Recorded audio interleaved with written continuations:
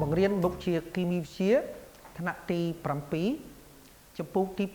2បំលែងភាពរូបមេរៀនទី2កត្តានៃបំលែងភាពរូបក្នុងទំព័រទី124ដល់ទំព័រទី128ឥឡូវបងអូនតាមដានមើលវីដេអូជាមួយនឹងលោកគ្រូ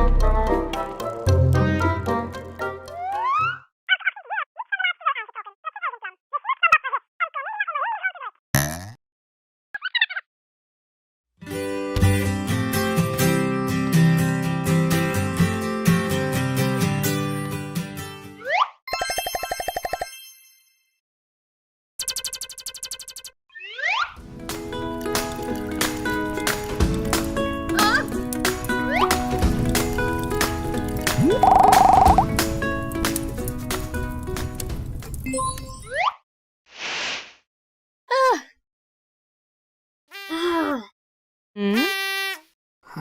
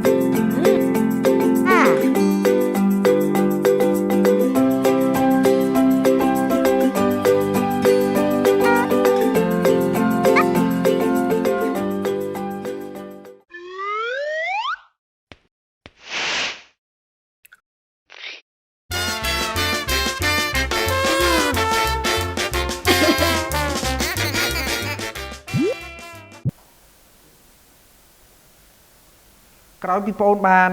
មើលវីដេអូនេះហើយវីដេអូនេះគឺចង់បង្ហាញបងប្អូនអំពីកត្តានៃបំលែងភាពរូបដូច្នេះគ្រូមានសំណួរមួយដាក់សម្រាប់ឲ្យបងប្អូនគិតនៅក្នុងមេរៀននេះសំណួរនោះគឺតើអ្វីទៅជាកត្តាបំលែងភាពរូបបងស្ដាប់តើទេចឹងគ្រូអានម្ដងទៀតតើអ្វីទៅជាកត្តាបំលែងភាពរូបលោកគ្រូអានជាលើកចុងក្រោយតើអ្វីទៅជាកត្តាបំលែងភាពរូបលោកគ្រូមានចម្លើយ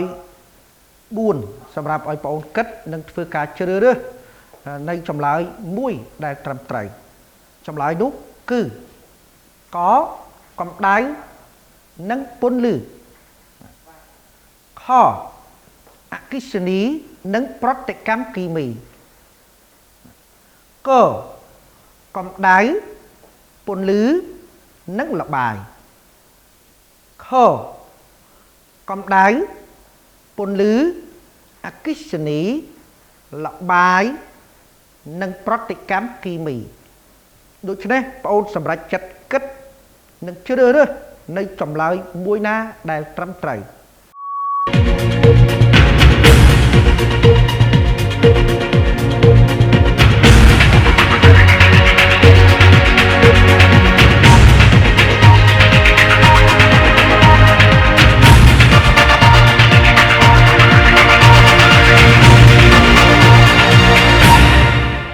បងប្អូនបានជ្រើសរើសចម្លើយហើយនៅបាទឥឡូវយើងផ្ទៀងផ្ទាត់នៅចម្លើយដែលយើងគិតថាត្រូវទាំងអស់គ្នាចម្លើយដែលត្រឹមត្រូវគឺបងគិតចម្លើយមួយណាជ្រើសរើសកខកឬក៏ខចម្លើយដែលជាចម្លើយត្រឹមត្រូវគឺចម្លើយខចម្លើយខកម្ដៅពន្លឺអគ្គិសនីល្បាយនិងប្រតិកម្មគីមីហេតុអ្វីបានជាលោកគ្រូជ្រើសរើសឲ្យចម្លើយខជាចម្លើយត្រឹមត្រូវបងប្អូនពិនិត្យបំលែងភាពរូបអាចកើតមានគ្រប់ពេលវេលាវាអាស្រ័យទៅលើកត្តា5យ៉ាងស្ដាប់ដល់ទៀតណាបំលែងភាពរូបអាចកើតមានគ្រប់ពេលវេលាវាអាស្រ័យទៅលើកត្តា5យ៉ាងបងចង់ដឹងទេថាតើកត្តា5យ៉ាងនោះមានអ្វីខ្លះបាទកត្តា5យ៉ាងនោះមានដូចជាកម្ដៅពន្លឺអគ្គិសនីល្បាយនិងប្រតិកម្មគីមីបាទចំណុចនេះហើយទើបលោកគ្រូផ្ដល់ចម្លើយខជាចម្លើយត្រូវអញ្ចឹងលោកគ្រូនឹងបង្ហាញបងប្អូនអំពីកត្តានីមួយដែលជាកត្តាបំលែងភាពរូបនោះឯងយើងពិនិត្យទៅលើកត្តាទី1កម្ដៅវត្ថុរឹងរាវខ្លះអាចបំលែងដោយកម្ដៅគូលើកឧទាហរណ៍ទឹកคล้ายជាចំហាយព្រោះវាត្រូវកម្ដៅទឹកកកបងឃើញទឹកកកយើងទុកចោលមកសន្ទុះទៅវារលាយដោយសារអីត្រូវកម្ដៅវាស្រូបកម្ដៅទៅវារលាយឃើញទេអញ្ចឹងឧទាហរណ៍ពីរនេះឯងទឹកคล้ายជាចំហាយទឹកកករលាយវាបញ្ជាក់ពីការបំលែងភាពរូបដោយកម្ដៅកត្តាទី2ពន្លឺថាមពលនៃពន្លឺអាចបណ្ដាលឲ្យរូបធាតុមានបំលែងគ្រូនិយាយឡើងវិញ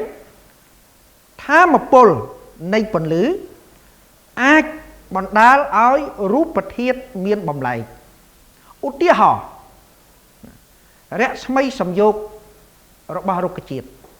បាទអញ្ចឹងបងប្អូនដឹងគ្រប់គ្នារុក្ខជាតិធ្វើរស្មីសំយោគដោយសារពន្លឺឧទាហរណ៍មួយទៀត ប្រតិកម្មរវាង field thought និងពន្លឺអញ្ចឹង field thought របស់យើងកាលណាប៉ះពន្លឺគឺ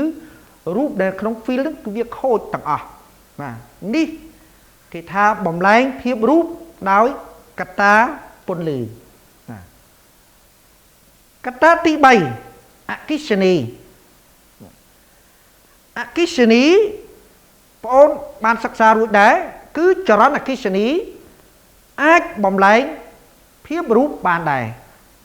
ចំណុចណាដែលថាចរន្តអគិសនីអាចបំលែងភាពរូបបានគូលើកឧទាហរណ៍អគិសនីវិភាគទឹកអគិសនីវិភាគទឹកនេះមានន័យថាទឹកត្រូវបានបំបែកដោយចរន្តអគ្គិសនីណាអញ្ចឹងទឹកត្រូវបានបំបែកដោយចរន្តអគ្គិសនីហៅថាអគ្គិសនីវិភាគទឹកបាទកត្តាទី4ល្បាយបំលែងភាពរូបអាចកើតឡើងនៅពេលគេដាក់ល្បាយលាយចូលគ្នាបាទម្ដងទៀតណាល្បាយកត្តាភាពរូបអាចកើតឡើងនៅពេលគេដាក់ល្បាយលាយចូលគ្នាឧទាហរណ៍គេចាក់ទឹកខ្មេះទៅលើថ្មកំបោរគេឃើញមានពពុះឧស្ម័នភាយឡើងបងដឹងទេថាតើឧស្ម័ននោះជាឧស្ម័នអីឧស្ម័នដែលភាយឡើងនោះគឺជាឧស្ម័នកាបូនឌីអុកស៊ីតម្ដងទៀតណាឧទាហរណ៍គេចាក់ទឹកខ្មេះទៅលើថ្មកំបោរគេឃើញពពុះឧស្ម័នភាយឡើងឧស្ម័ននោះគឺជាឧស្ម័នកាបូនឌីអុកស៊ីតកត្តាទី5ប្រតិកម្មគីមីជាបំលែងដែលមានសារធាតុថ្មីកកើតដល់ទៀតណាប្រតិកម្មគីមីជាបំលែងដែលមានសារធាតុថ្មីកកើតឧទាហរណ៍គេដុតធ្យូងដែលយើងហៅសាមញ្ញថាកាបូនឲ្យឆេះអស់គេទទួលបានឧស្ម័នកាបូនឌីអុកស៊ីតដែលយើងមើលឃើញថាជាផ្សែងនិងកម្ដៅម្ដងទៀតគេដុតធ្យូងដែលយើងហៅសាមញ្ញថាកាបូនឲ្យឆេះអស់គេទទួលបានឧស្ម័នកាបូនឌីអុកស៊ីតដែលយើងមើលឃើញថាផ្សែងនិងកម្ដៅបងប្អូនឥឡូវយើងធ្វើលំហាត់មួយទាំងអស់គ្នាបាទលំហាត់នោះគឺចូលជ្រើសរើសពាក្យនិងកន្សោមពាក្យទឹកប្រតិកម្មគីមីកម្ដៅពន្លឺរស្មីសំយោគ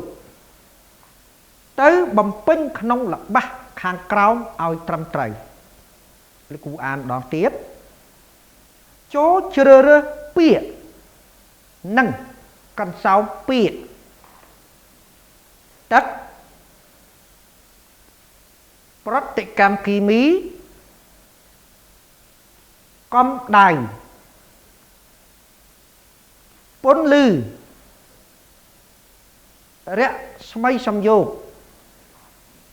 ទៅបំពេញក្នុងល្បះខាងក្រោមឲ្យត្រឹមត្រូវបងអូនពិនិត្យមើលល្បះរបស់យើងកក្លុយកូសជាផលិតផលទទួលបាន2ចុចអញ្ចឹងត្រង់កន្លែងចុចហ្នឹងលោកគ្រូចង់ឲ្យបងអូនជ្រើសរើសពាក្យនិងកន្សោមពាក្យនោះមកជំនួសកន្លែងចុចហ្នឹងរបស់រុក្ខជាតិដែលស្រូបយកចុចនិងចុចខាន់លោកគ្រូអានល្បះកឡើងវិញគឺលោកប្អូនមិនតាន់ក្លុយកូសជាផលិតផលទទួលបាន2ចុច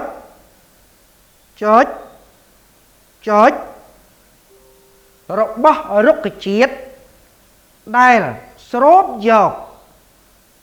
ចុចចុចចុចនឹងចុចចុចចុចខាន់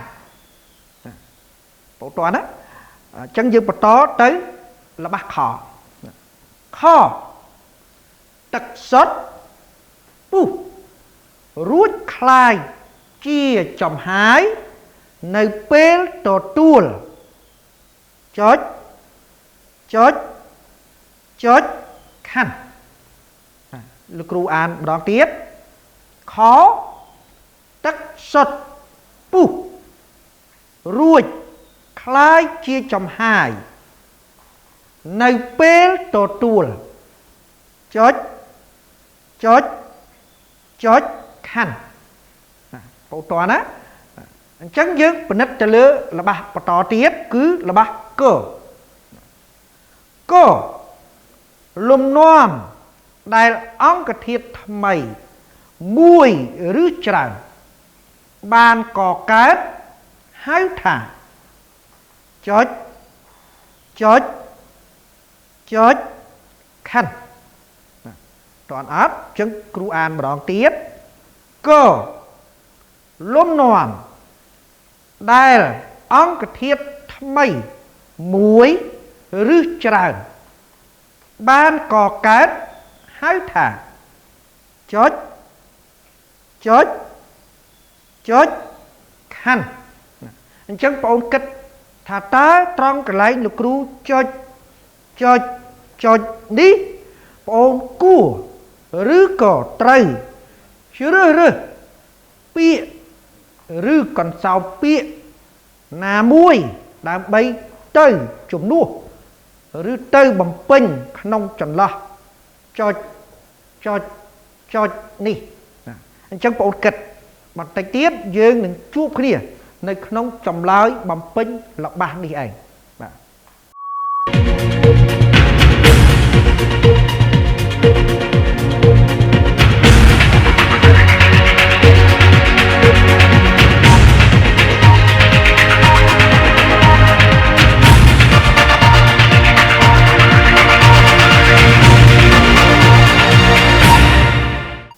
បាទបងប្អូនបានបំពេញហើយណាអញ្ចឹងយើងផ្ទៀងចម្លើយត្រឹមត្រូវនៅក្នុងរបស់យើងពិនិត្យមើលរបស់កក្លីកូជាផលិតផលទទួលបាន2ចុចចុចចុចបងអូនត្រូវមើលពាក្យបន្តទៀតរបស់រុក្ខជាតិ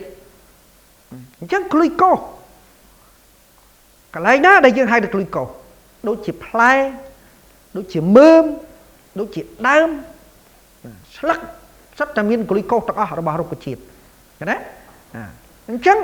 រុក្ខជាតិផ្ដល់ក្លីកូនៅពេលណាគឺនៅពេលណាយើងទទួលបានផលិតផលក្លីកូពីរុក្ខជាតិហ្នឹងដោយសារអីគឺដោយសាររុក្ខជាតិវាយ៉ាងម៉េចទៅធ្វើរស្មីសំយោគឃើញទេអញ្ចឹងកន្លែងចុចចុចចំណុចដំបូងនៃល្បះកនេះបងអូនត្រូវបំពេញកន្សោមពាក្យរស្មីសំយោគរបស់រុក្ខជាតិដែលស្រូបយកបងអូនគិតទៀតតែរុក្ខជាតិស្រូបយកអ្វីស្រូបយកខ្យល់យើងអត់មានពាក្យខ្យល់ទេអញ្ចឹងស្រូបយកចុចចុចចុចនឹងចុចចុចចុចខាត់អញ្ចឹងមានទេរុក្ខជាតិស្រូបយកអ្វីដើម្បីទៅបង្កើតក្លីកូគឺស្រូបយកពន្លឺនិងទឹកពន្លឺនិងទឹកអញ្ចឹងនៅចន្លោះហ្នឹងបងអូនត្រូវបំពេញពាក្យពន្លឺនិងពាក្យទឹកបងអូនអាចយកពាក្យមួយណាទៅបំពេញចន្លោះមុនក៏បានដែរបងអូនអាចថារុក្ខជាតិស្រូបយកទឹកនិងពន្លឺក៏បានឬក៏បំពេញដោយលោកគ្រូពន្លឺនិងទឹកក៏បានអញ្ចឹងបងប្អូនគ្រូអានល្បះកឡើងវិញក្លីកូ ជាផលិតផលទទួលបានពីរស្មី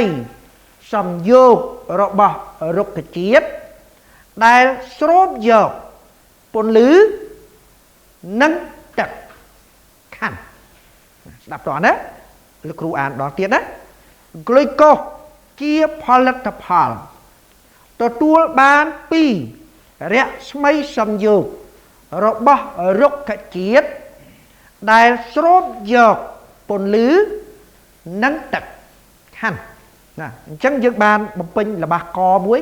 ចប់ហើយណាបងអូនយល់បានអត់ណាបន្ទាប់មកយើងទៅមើលល្បះខទឹកសុទ្ធពុះរួចคลายជាចំហាយនៅពេលទទួល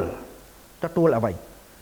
តើទឹកសុទ្ធវាទទួលអីដើម្បីคลายជាចំហាយបងអូនគិតមើលគូលើកឧទាហរណ៍មួយនៅពេលបងអូនដាំទឹកនេះយ៉ាងម៉េចស្រូបកម្ដៅស្រូបហើយយ៉ាងម៉េចទៀតពុះហើយយ៉ាងម៉េចទៀតបើយើង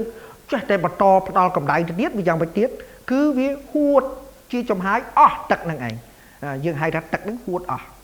អញ្ចឹងមានតែទឹកសុទ្ធពុះរួចคลายជាចំហាយនៅពេលកន្លែងហ្នឹងបងអូនបំពេញពីអីកំដៅណាអញ្ចឹងល្បះខយើងបំពេញពាក្យកំដៅបាទលោកគ្រូអានល្បះនឹងពេញលេញឡើងវិញទឹកសុទ្ធពុះរួចคลายជាចំហាយនៅពេលទទួលកំដៅខណ្ឌណាបងស្ដាប់តើណាដូច្នេះនៅសល់តែល្បះមួយទៀតទេគឺល្បះកនៅក្នុងល្បះកនេះបើបងអូនពិនិត្យទៅលើពាក្យនិងកន្សោមពាក្យរបស់យើងនៅសល់តែមួយដែរកន្សោមពីអីទៅគឺប្រតិកម្មគីមីអញ្ចឹងកន្សោមពាក្យប្រតិកម្មគីមីយើងត្រូវយកមកបំពេញក្នុងល្បះកដូច្នេះលោកគ្រូអានល្បះកឲ្យពេញលេញមកវិញកលំនាំដែលអង្គធាតុថ្មីមួយឬច្រើន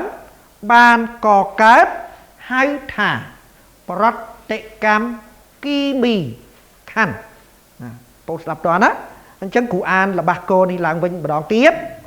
កលំនាំដែលអង្គធាតុថ្មីមួយឬច្រើនបានកកើតហៅថាប្រតិកម្មគីមី